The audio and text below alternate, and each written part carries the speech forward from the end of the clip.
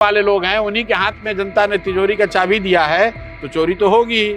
और paper leak नहीं रुकेगा, मैं आपको ये भी बता देता हूँ, पेपर लीक नहीं रुकेगा। बिहार में भ्रष्टाचार कम नहीं होगा, चाहे जो सरकार दावा कर ले। यहाँ के बच्चों को रोजगार नहीं मिल सकता है और यहाँ के लोगों को 1 करोड़ से ज़्यादा लोगों को जाकर गुजरात, तमिलनाडु, दिल्ली में पलायन करना पड़ेगा, मजदूरी करनी पड़ेगी।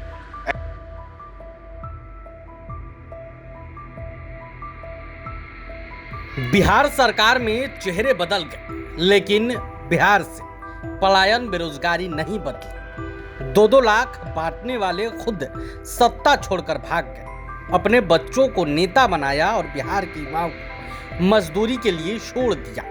यह आरोप है प्रशांत किशोर का। प्रशांत किशोर एक बार फिर से सरकार पर भड़के हैं। दरभंगा में मीडिया से बातचीत के दौरान प्रशांत किशोर ने बिहार सरकार पर कई गंभीर आरोप लगाए। वहीं दूसरी तरफ नीट पेपर लीक पर भी प्रशांत किशोर का बयान आया है। आप ये पूरा वीडियो देखिए। 6 महीने सरकार को मौका देते हैं, उसके बाद बिहार बदलने की जरूरत होगी। और आप बोले थे कि आश्रम में रहने, बिल्कुल 6 महीने मैंने कहा था। 20 नवंबर को, जैसा कि आपको याद होगा, शपथ ग्रहण इस सरकार का, नई सरकार का 20 नवंबर को हुआ था। और उस समय हम लोगों ने जनसुराज की ओर से ये कहा था कि 6 महीने हम लोग इस सरकार को समय देंगे कि जिस बदलाव की आशा अपेक्षा बिहार की जनता रखती है वो बदलाव हो। अगर नहीं होगा तो बिहार की जनता की आवाज़ बनकर उनके साथ जनसुराज के लोग खड़े होंगे। आज 20 तारीख है, 20 तारीख मतलब 6 महीने हो गए। तो मैं कल रात में ही अपना जो मेरा निवास स्थान था उसको छोड़कर पटना IIT के बगल में जो जनसुराज का नया बिहार नवनिर्माण आश्रम बना है, मैं वहाँ पर शिफ्ट कर गया हूँ। अब जब तक बिहार में बदलाव न हो, अगला चुनाव न हो, जनसुराज की व्यवस्था न बन जाए, तब तक वहीं पर रहेंगे। वहीं से जनसुराज का संचालन, जनसुराज के कार्यक्रमों का संचालन होगा। और जहाँ तक सरकार की बात है तो ये तो बिल्कुल स्पष्ट है कि सिर्फ नेताओं का चेहरा बदला है, बाकी बिहार की समस्याएं जहाँ थी वहीं पर बनी हुई हैं। पलायन नहीं रुका है। मुख्यमंत्री के तौर पर जिनका चेहरा था वो पलायन कर गए, लेकिन पलायन में कोई परिवर्तन नहीं हुआ।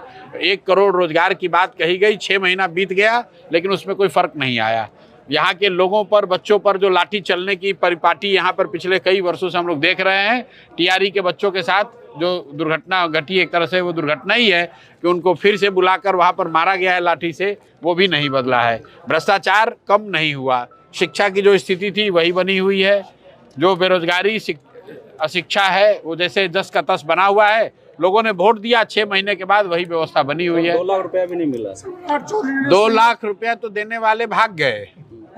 जिन्होंने कहा कि मैं 2 लाख रुपए दूंगा, वो तो खुद पलायन कर गए। अपने बच्चे को नेता बना दिया। मैं हमेशा से पूरे जनसुराज में कहता हूँ कि मेरे भाई, नेताओं ने अपने बच्चों की चिंता करके रखा हुआ है। नेता का बच्चा चाहे पढ़ा लिखा हो या अनपढ़, नेता का बच्चा नेता बनेगा, राजा बनेगा। और आपके बच्चे, बिहार के युवा जो पढ़े लिखे हैं, जो संघर्ष किया है, जिन्होंने अपनी हड्डी गलाई है, आपके बच्चे मजदूरी करेंगे, बेरोजगार घूमेंगे, क्योंकि आपने अपने बच्चों की चिंता नहीं की। आपने लालू, नीतीश, मोदी का चेहरा देखकर वोट दिया है, तो उनके बच्चे, उनके परिवार वाले आगे बढ़ रहे हैं। आपने अपने बच्चों की चिंता नहीं की, इसलिए आपके बच्चे बेरोजगार और मजदूर हैं। मुख्यमंत्री ने सहयोग शिविर के माध्यम से बिहार की जनता की समस्या का समाधान करने के नया रूप कौन करेगा? सहयोग शिविर उन्होंने शुरू किया। किसने? बिहार सरकार ने नया शिविर शुरू किया जिसमें तमाम समस्याओं का समाधान होगा, ब्लॉक और पंचायत वाइज। इनके जो, जिनके बरदस्त से या जिनके कहने से मुख्यमंत्री ये बने हैं, सम्राट चौधरी जी, उन्होंने 20 यात्रा निकाली, समाधान यात्रा, समृद्धि यात्रा। अभी तो मुख्यमंत्री बनने के बाद समृद्धि यात्रा निकाले थे। बताइए, बिहार में 100 में 60 आदमी दिन में 100 रुपया नहीं कमा रहा है, और बिहार का मुख्यमंत्री समृद्धि का यात्रा निकाल रहे हैं। बिहार का ज़्यादातर युवा बेरोजगार मजदूरी कर रहा है 10-12 हज़ार रुपये के लिए, और बिहार के नेता समृद्धि की यात्रा निकाल रहे हैं। किसकी समृद्धि? समृद्धि यहाँ के नेताओं की समृद्धि हुई है। उन्होंने पैसा कमाया है, यहाँ के अफसरों ने लूटपाट करके समृद्धि बनाई है। बिहार के अफसर इतना पैसे समृद्ध हो गए हैं कि आपके, हमारे बच्चों का जो पैसा लूटा है इन लोगों ने, आपको मैं बता रहा हूँ कैमरे पर, बिहार के बड़े अफसर पटना, दिल्ली में घर जमीन नहीं खरीद रहे हैं, ऑस्ट्रेलिया में, इंग्लैंड में प्रॉपर्टी हासिल कर रहे हैं। तो समृद्धि तो यहाँ के नेताओं का हुआ है। समृद्धि शराब बालू माफिया का हुआ है। समृद्धि बिहार के अफसरों का हुआ है। बिहार के सामान्य लोगों की तो कोई समृद्धि हुई नहीं है। तो ऐसी यात्राओं का और ऐसे जनता दरबार का कोई फायदा नहीं है। 20-25 साल से जनता देख रही है। बिहार आज से 20 साल पहले भी देश का सबसे गरीब और पिछड़ा राज्य था, और आज भी देश का सबसे गरीब और पिछड़ा राज्य ही है।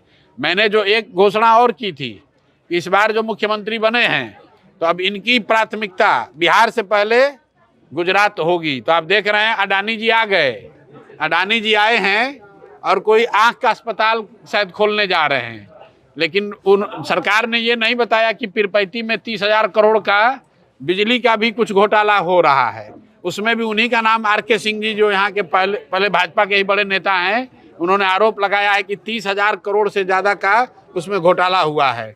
तो आंख का अस्पताल खोलने का आश्वासन देके या भ्रम फैला के आपके और हमारे आंख में धूल झोंका जा रहा है। बिहार के लोगों का 30-35 हज़ार करोड़ रुपए का नुकसान किया जा रहा है, उसकी चर्चा कोई नहीं कर रहा है। तो जब पटना में बैठी हुई सरकार की कमान गुजरात के लोगों के हाथ में रहेगी, तो गुजरात के बिजनेसमैन जो हैं उनका फायदा होगा और बिहार के बच्चे गुजरात में जाकर मजदूरी करेंगे। ये परिस्थिति नहीं बदलने वाली है। नीट जो हुआ है सर, नीट का पेपर, उस पे क्या आपका कहना है? हमने पहले भी कहा है कि खबर ये नहीं है कि पेपर लीक हुआ है। खबर तब बनती है जबकि कोई परीक्षा हो जाए जिसमें कि पेपर लीक नहीं हुआ है। नीट की परीक्षा के बाद बिहार सरकार में 2 और परीक्षाओं का पेपर लीक हो गया। तो जो लोग शिक्षा मंत्री हैं उनका कैरेक्टर देख लीजिए, चरित्र देख लीजिए, जो अभी शिक्षा मंत्री बने हैं। इससे पहले जो शिक्षा मंत्री थे उन्हीं के साथ जो नीट का उससे पहले जो पेपर लीक हुआ था, पेपर लीक करने वाला आदमी उन्हीं के साथ उसका फोटो आ रहा है। तो जो चोरी करने वाले लोग हैं उन्हीं के हाथ में जनता ने तिजोरी का चाबी दिया है, तो चोरी तो होगी ही। और पेपर लीक नहीं रुकेगा, मैं आपको ये भी बता देता हूँ, पेपर लीक नहीं रुकेगा। बिहार में भ्रष्टाचार कम नहीं होगा, चाहे जो सरकार दावा कर ले। यहाँ के बच्चों को रोजगार नहीं मिल सकता है और यहाँ के लोगों को 1 करोड़ से ज़्यादा लोगों को जाकर गुजरात, तमिलनाडु, दिल्ली में पलायन करना पड़ेगा, मजदूरी करनी पड़ेगी। ऐसा इसलिए क्योंकि बिहार के लोगों ने अपने बच्चों के पढ़ाई के लिए वोट नहीं किया, बिहार के लोगों ने अपने बच्चों के रोजगार के लिए वोट नहीं किया। आपने 10,000 रुपया में अपना वोट बेचा है। तो जब 10,000 रुपया में वोट बेचिएगा तो पेट्रोल डीजल पे 10 रुपया लीटर ज़्यादा देना पड़ेगा। अभी खेती किसानी का समय आ रहा है, आप देखिएगा कि खाद के लिए इस बार कितना हाहाकार मचता है। किसानों को पहले भी यूरिया ब्लैक में मिलता था, इस बार तो ब्लैक में भी नहीं मिलने वाला है। इतनी परेशानी होगी। लेकिन फिर जब चुनाव आएगा, 10,000 रुपये के लालच में जाति धर्म में बंटकर हिंदू मुसलमान बनकर अलवा उसना का भाषण सुनिएगा और जाके वोट दे दीजिएगा, तो स्थिति सुधार कैसे होगा आप बताइए। सर नेताओं की जो अंतिम नेताओं की जो फैसिलिटी के बारे में है, आपका जनस्वराज का क्या स्ट्रेटेजी है? नेताओं को जो फैसिलिटी मिलता है, जो पेंशन मिलता है, जनस्वराज का क्या स्ट्रेटेजी? भैया पेंशन की चिंता बाद में कीजिएगा। नेताजी लोग को जो सुरक्षा मिला हुआ है, खाली सुरक्षा का खर्च आप जोड़ लीजिए।